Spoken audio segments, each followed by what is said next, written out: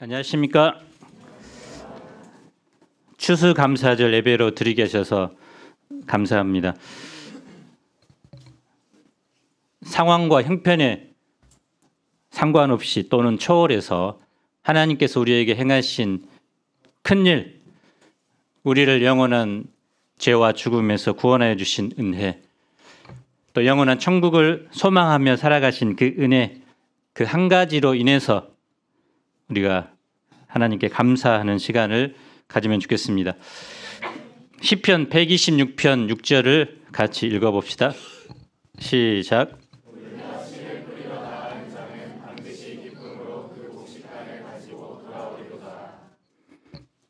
유진 피터슨의 메시지 성경은 오늘 시편 126편을 이렇게 표현합니다. 꿈인가 생신가 했지. 붙잡혀 갔던 이들을 하나님께서 다시 시온으로 데려오셨을 때 우리 웃음을 터뜨렸네. 노래를 불렀네. 너무 좋아 믿을 수 없어 했지. 우리는 문민족들의 화제거리였네. 저들의 하나님 참으로 놀랍군. 그렇고 말고 우리 하나님은 정말 놀라우신 분. 우리는 그분의 행복한 백성. 하나님 다시금 그렇게 해주소서. 가뭄에 찌든 우리 삶에 단비를 내려주소서. 절망 가운데 곡식을 심은 이들 환호성을 울리며 추수하게 하소서. 무거운 마음을 지고 떠났던 이들 한아름 복을 안고 웃으며 돌아오게 하소서. 시편 126편의 표제는 성전에 올라가는 노래입니다. 시편 120편부터 135편의 15개의 성전에 올라가는 노래 중 7번째 시입니다. 성전에 올라가는 노래들은 6월절, 77절, 초막절을 비롯한 이스라엘의 여러 축제 때 순례자들이 예루살렘 성전에 올라가면서 부른 시입니다. 순례자는 특정한 장소를 향해서 끊임없이 움직이는 사람입니다. 예루살렘 성전을 향해 나아가는 사람들은 걷고 또 걸으며 자기들의 기억을 반추하곤 했을 것입니다. 슬픔과 기쁨, 희망과 좌절의 순간을 떠올렸습니다. 매튜 헨리는 본 시편의 저자를 에스라라고 추정하지만 정확하게는 알 수 없습니다. 오늘의 시인이 과거 어떤 삶을 살았는지 알 수 없습니다. 그런데 그는 하나님께서 시온의 포로를 되돌릴 때를 떠올리며 기뻐합니다. 오늘은 2023년 추수감사 예배입니다. 한 해 동안 하나님께서 우리 교회와 가정과 개인에게 베푸신 은혜들을 기억하며 심령에서부터 감사와 찬송이 흘러나는 시간이 됐으면 좋겠습니다. 제1부 기쁨의 노래 1절로 3절입니다. 1절을 함께 읽어봅시다. 시작.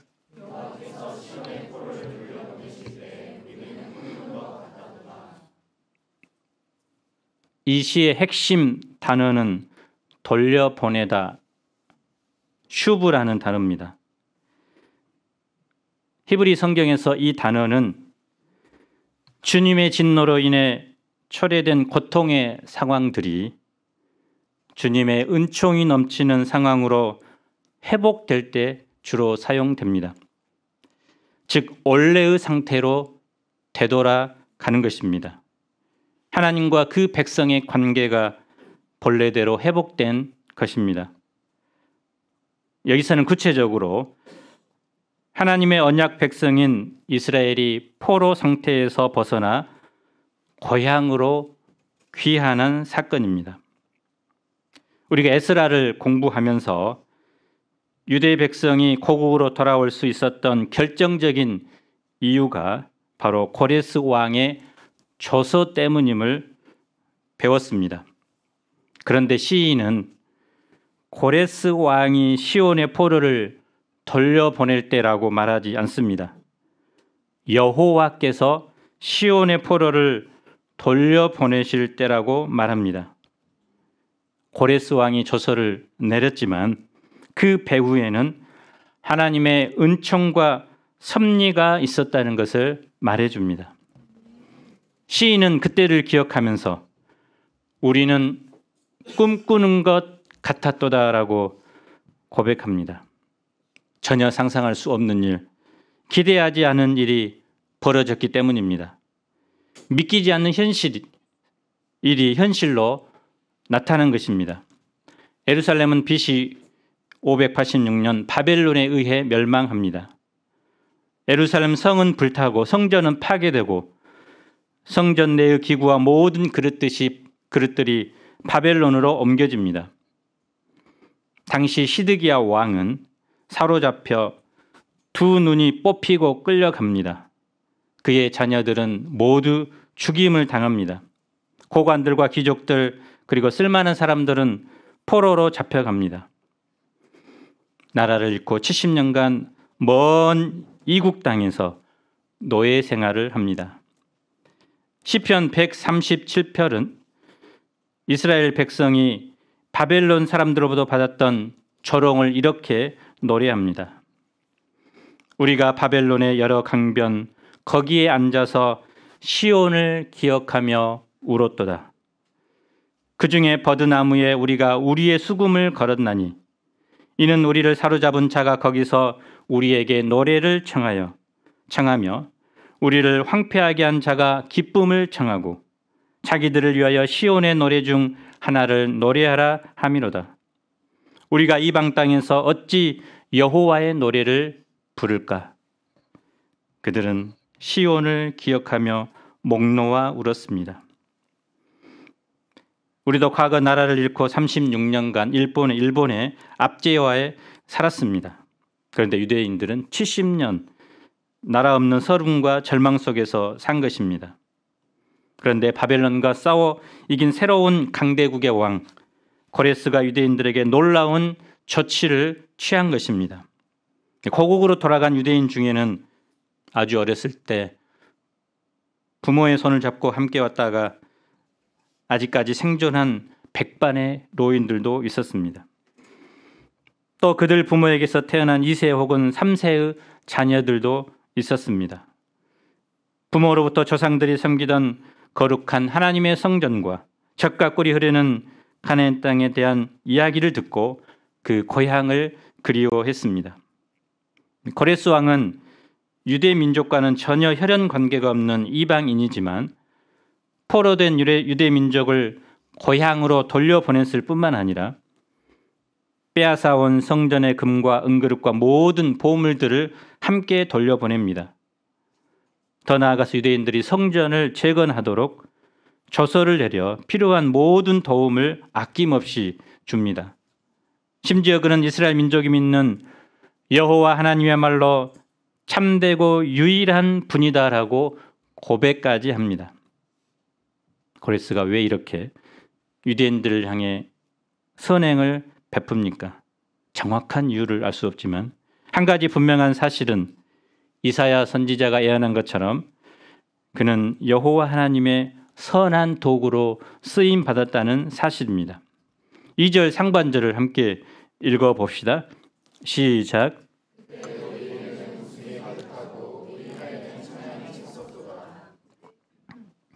해방의 날 그들의 입은 웃음으로 가득 차고 그들의 혀는 찬양으로 가득 찼습니다.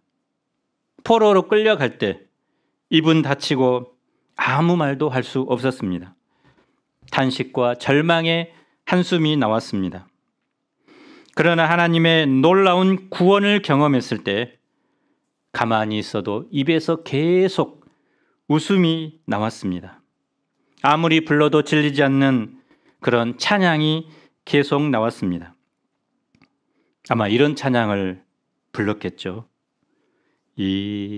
이곳에 생명샘 솟아나 눈물 골짝 지나갈 때에 머잖아 열매 맺히고 웃음소리 넘쳐나리라. 꽃들도 구름도 바람도 넓은 바다도 찬양하라 찬양하라 예수를. 하늘을 울리며 노래해 나의 영혼아. 은혜의 주 은혜의 주 은혜의 주. 심지어는 하나님을 믿지 않는 먼 나라 사람들까지도 여호와께서 그들을 위하여 큰 일을 행하셨다라고 고백합니다. 과거 이방인들은 내 하나님이 어디 계시뇨? 라고 조롱했습니다. 그런데 그들이 하나님께서 이스라엘 백성을 돌려보내는 그 사건을 보고 감동합니다. 하나님이 하신 큰 일로 인정합니다. 모든 이방인 중에 하나님의 위대하심이 드러난 것입니다. 이사야서 52장 10절 말씀의 성취입니다. 여호와께서 열방의 목전에서 그의 거룩한 팔을 나타내셨으므로 땅끝까지도 모두 우리 하나님의 구원을 보았도다. 이런 이방인들을 보면서 이스라엘 백성도 여호와께서 자신들을 위하여 큰 일을 행하셨다고 찬양합니다. 우리 3절을 함께 읽어봅시다. 시작.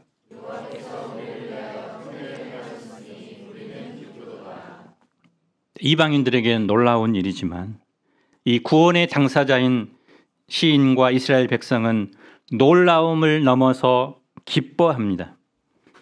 이때 기쁨은 마치 8.15 해방 때 삼천리 방방곡곡에서 대한독립 만세를 외쳤던 우리 선조들의 기쁨이었을 것입니다. 고난과 슬픔이 컸던 만큼 기쁨도 컸습니다. 이 기쁨을 이사야서 35장 10절은 이렇게 말합니다. 여호와의 속량함을 받은 자들이 돌아오되 노래하며 시온에 이르러 그들의 머리 위에 영영한 희락을 띠고 기쁨과 즐거움을 얻으리니 슬픔과 탄식이 사라지리로다. 하나님께서 기쁨과 희락을 주시자 모든 슬픔과 탄식이 일순간에 사라졌습니다. 기쁨의 궁극적인 원인이 무엇입니까? 그것은 하나님의 구원입니다. 주님이 주시는 이 구원의 기쁨만이 진정한 기쁨입니다. 우리는 과거 죄의 포로가 되어서 죄가 이끄는 대로 살았습니다. 마음으로는 이렇게 살면 안 된다고 다짐하면서도 몸은 정욕에 이끌려 쾌락의 종으로 살았습니다. 돈의 종이 되어 눈을 뜰 때부터 잠들 때까지 머리에는 어떻게 하면 돈을 벌 수 있을까라는 생각에 매여 있었습니다. 미워하지 말아야지 하면서도 미워하는 마음에서 벗어나지 못하고 점점 더 미움의 종으로 살아갔습니다. 우리는 이처럼 죄의 포로로 살던 자들이었습니다. 스스로 도저히 이 죄의 속박에서 벗어날 수 없었습니다.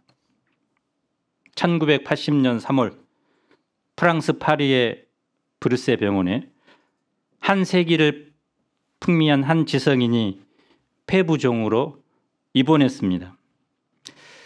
그는 한 달 동안 문병원 사람들에게 고통스러운 표정을 지으며 미친 듯이 고함을 쳤습니다.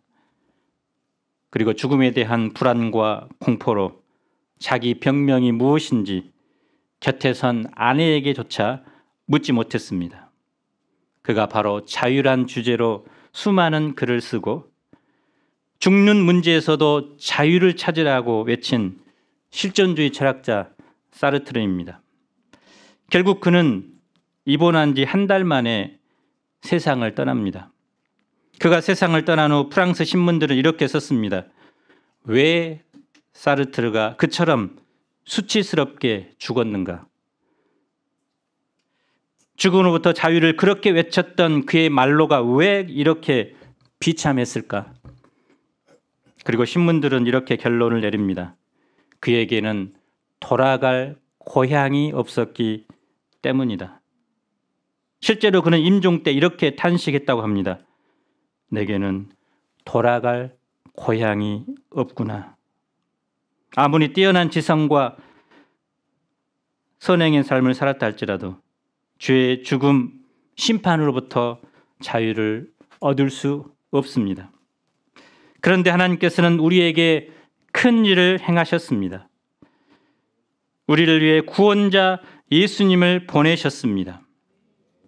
누가복음 4장 18, 19절은 이렇게 말합니다. 함께 읽어봅시다. 시작.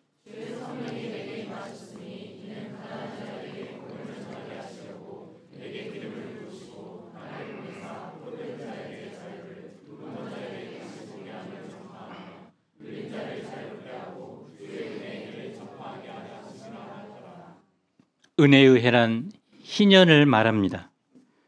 희년은 7년마다 오는 안식일이 7번 끝나고 그 다음해인 50년 때마다 한 번씩 돌아옵니다. 희년이 되면 땅이 원래의 주인에게 돌아갑니다. 채무자들의 모든 빚이 탕감을 받습니다. 가난 때문에 노예되었던 종들이 풀려나서 자유민이 됩니다. 희년은 빚진 자가 탕감받고 포로된 자들이 자유를 누리고 눈먼 자들이 다시 보게 되고 억눌린 자들이 해방되는 날입니다. 이 희년의 핵심이 무엇일까요? 주의 은혜의 해라고 나와 있습니다. 은혜라는 말은 언어를 보면 받으실 만하다라는 뜻입니다. 희년의 핵심은 하나님께서 받으실 수 없는 만물의 상태가 다시 제자리로 돌아가 하나님께서 다시 받으실 만한 모습으로 회복되는 것입니다. 가난하고 포로되고 눈멀고 눌린 상태는 인간의 본래 모습이 아닙니다. 이 상태는 하나님이 기쁘시게 받으실 수 없는 상태입니다. 인간의 마음속에도 우리가 제자리를 벗어났다, 망가졌다는 의식을 가지고 있습니다.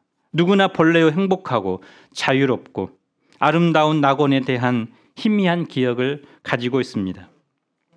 그래서 C.S. 루이스는 순전한 기독교라는 책에서 결코 이 세상에 만족하는 사람은 아무도 없을 수밖에 없다라고 말했습니다. 또 시인과 촌장이라는 가수가 부른 노래 중에 풍경이라는 노래가 있습니다. 이 노래는 아주 단순한 가사가 반복됩니다. 세상 풍경 중에서 제일 아름다운 풍경, 모든 것들이 제자리로 돌아가는 풍경. 노래 가사처럼 누구에게나 처음 지음받은 그 제자리, 그 아름다운 모습으로 돌아가고자 하는 갈망이 있습니다. 누가 이 모든 것을 제자리로 돌려놓을 수 있을까요? 인간은 스스로 힘으로 돌아갈 수 없습니다. 세계사에 유례가 없는 이 희년 제도가 안타깝게도 구약시대에 실제적으로 시행되었다는 기록이 없습니다. 인간의 부패한 마음 때문에 사람들의 욕심 때문에 희년법은 실현되지 못한 미완성의 상태로 남아 있었습니다. 그런데 이 희년은 언제 이루어집니까?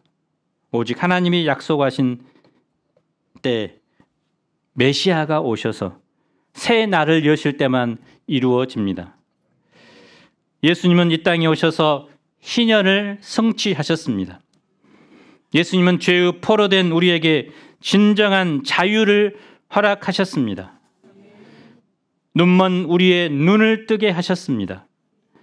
이제 우리는 죄의 속박에서 완전히 벗어나 하나님을 종신토록 섬기는 거룩한 백성이 되었습니다.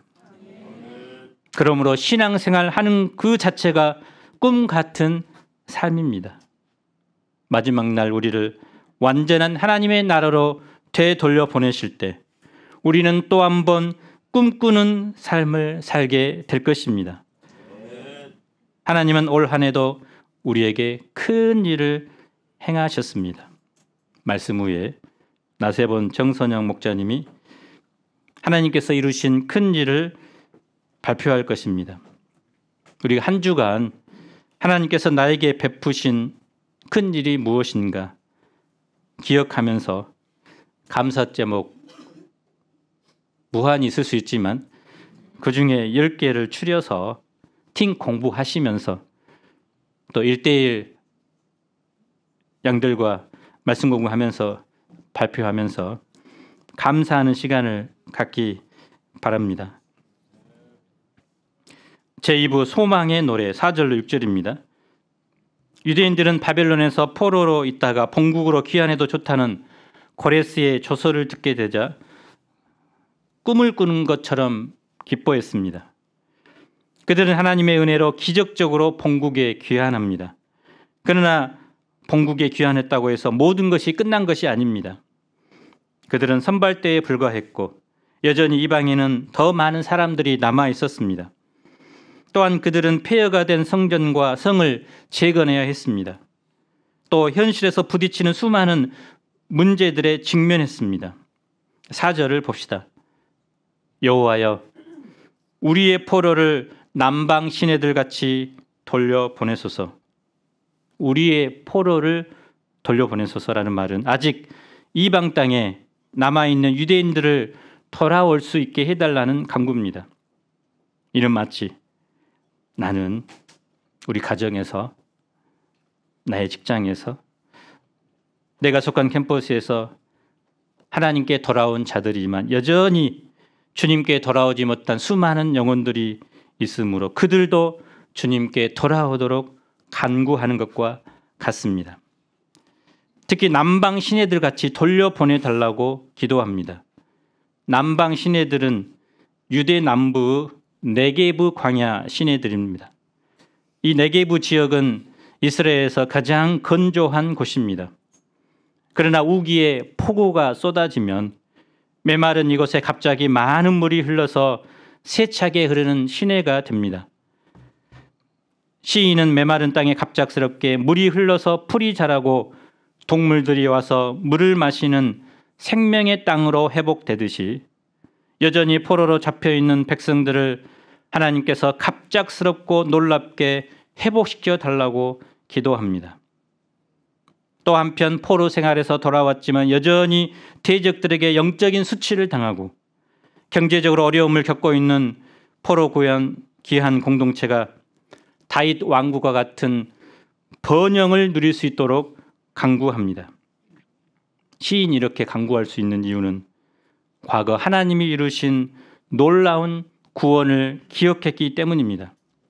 에스겔서 47장을 보면 성전 문지방에서 나온 졸졸부터 이 졸졸 작은 생수가 흐릅니다. 그런데 이것이 발목까지 찰 정도로 물이 많아지고 다시 재보니 무릎까지 차오릅니다.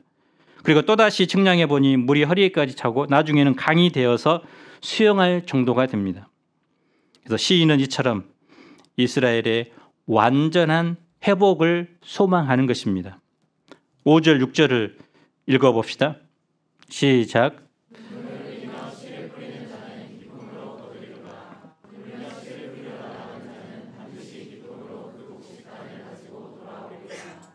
너무나 익숙한 구절이죠. 씨 뿌리는 이야기가 성경에 여러 번 나옵니다. 씨를 뿌린다는 것은 즐거운 일입니다. 그것이 자라 많은 수확을 얻을 것이라는 기대 때문입니다.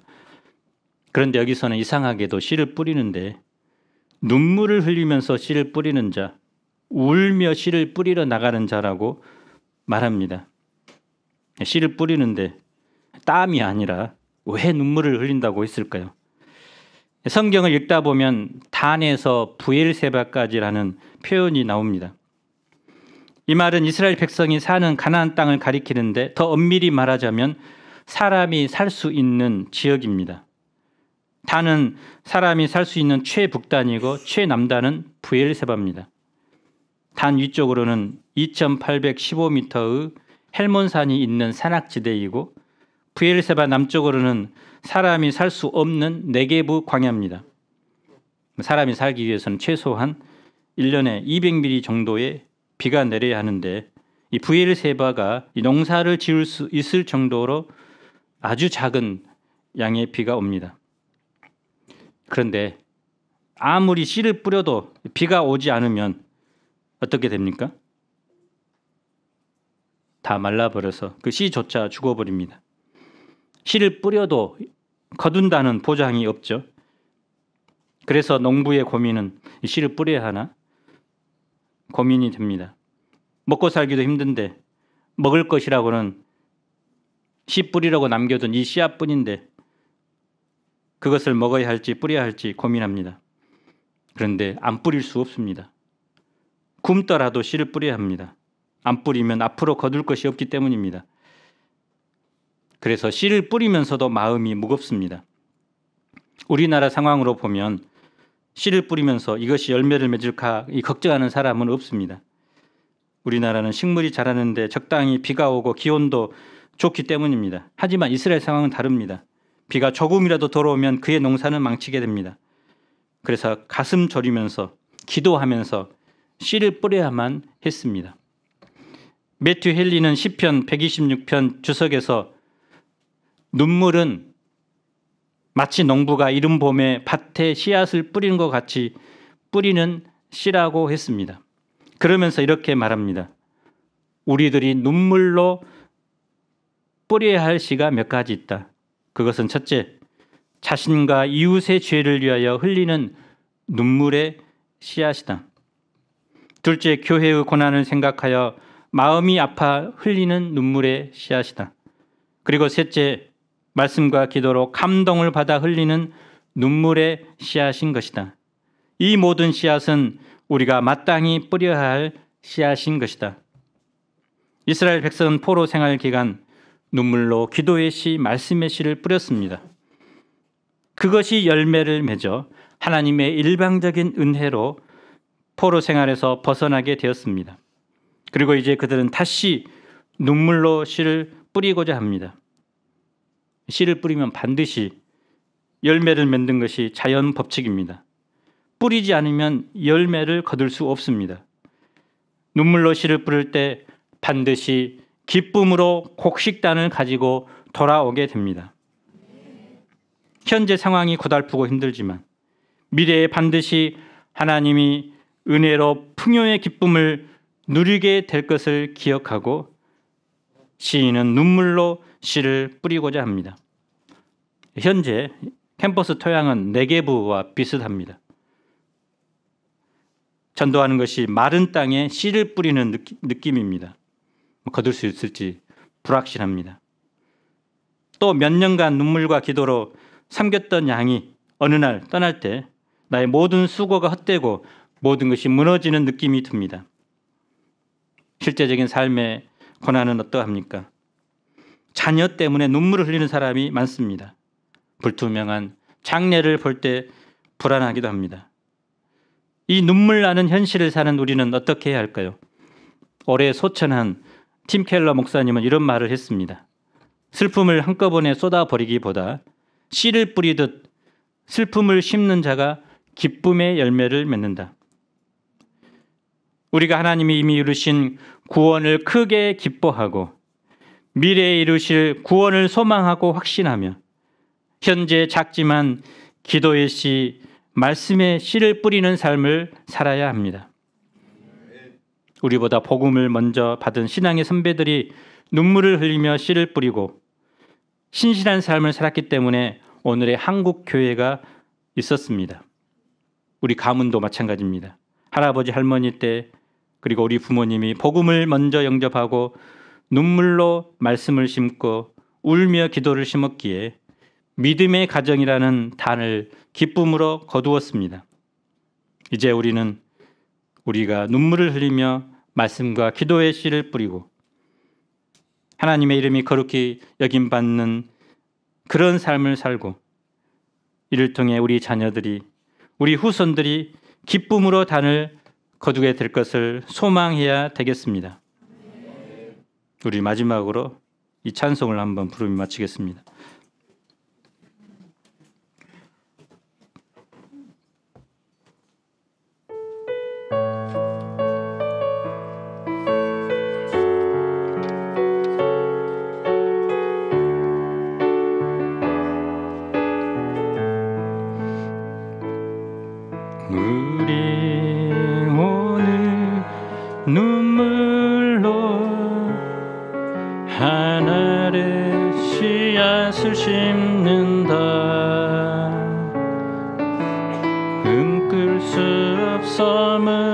터진 가슴에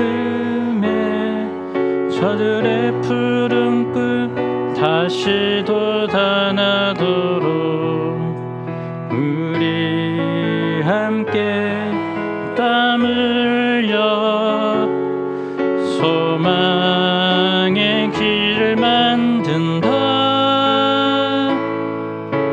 내일로 가는 길을 찾지 못했던 저들 노래하며 달려갈 그 길, 그날에 우리 보리라.